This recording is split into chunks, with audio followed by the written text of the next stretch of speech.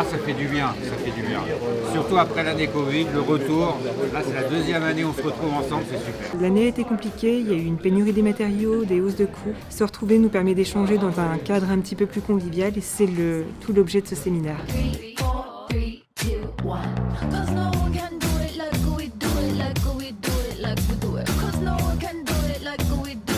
Premier projet, premier lancement, et puis je dirais que le meilleur gagne, mais bon, dans un bon état d'esprit comme celui-là, je pense qu'il y aura de toute façon que de belles choses à l'arrivée. Nous, c'est waouh!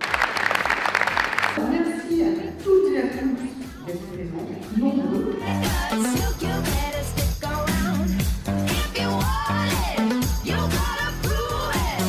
De quoi vous parlez? De briques?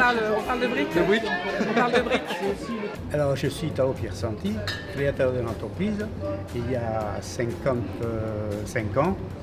Donc, Fabien a créé l'entreprise en 2000.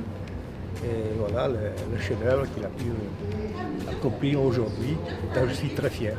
Moi, ma famille a toujours été dans le bâtiment, je suis 4e génération, on est charpentier de père en fils. On va dire que c'est l'essence même d'une entreprise familiale, c'est créer, développer, transmettre. C'est quelque chose qui vit tout le temps, pour moi, le patrimoine. Le patrimoine, pour moi, ça m'évoque la transmission.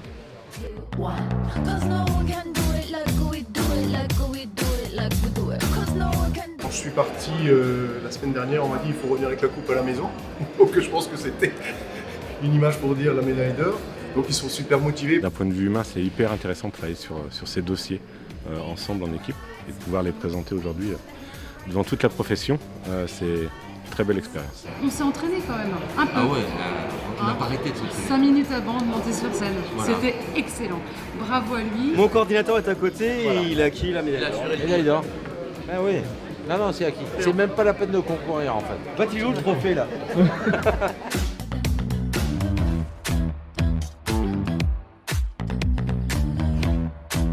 Moi, je vais avoir une interaction immédiate avec un acoustique. Voilà. Bien joué.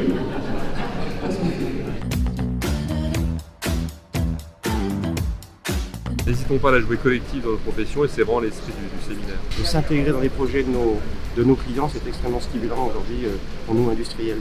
On peut maîtriser 80% des compétences, mais il vous manque toujours quelque chose et ce petit quelque chose, on va le chercher à l'extérieur, il ne faut pas hésiter à faire ça. On est meilleur à plusieurs, on apprend plus vite et on agit plus vite. Le contexte fait qu'aujourd'hui, si on veut traverser l'année qui arrive, il faut être solidaires les uns des autres et puis être dans le même sens dans nos relations.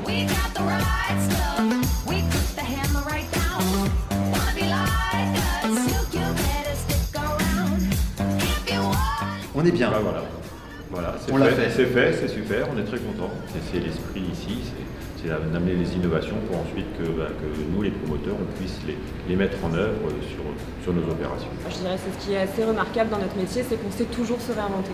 Et là, l'avantage, c'est qu'on vient ensemble travailler, développer, imaginer notre futur. Donc pour moi, c'est en faisant ce genre de chantier-là que ça a tout son sens. On voit qu'on a tous plein d'idées, qu'on est pour l'innovation dans le bâtiment. Et derrière, ça va faire progresser tout le monde. On repart d'ici grandi.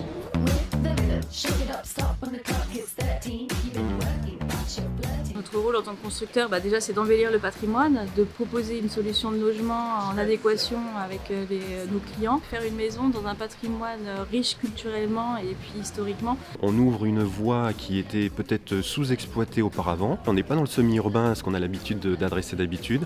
On est dans le rural, puisque là le projet qu'on présente, c'est une commune de 320 habitants au fin fond de la Dordogne. On veut plus des entreprises mono-canal, mais des entreprises qui ont des compétences multiples pour non pas apporter une réponse unique sur un marché unique, mais pour faire de l'urbanisme, de l'aménagement et une réponse globale pour les élus et pour la commune.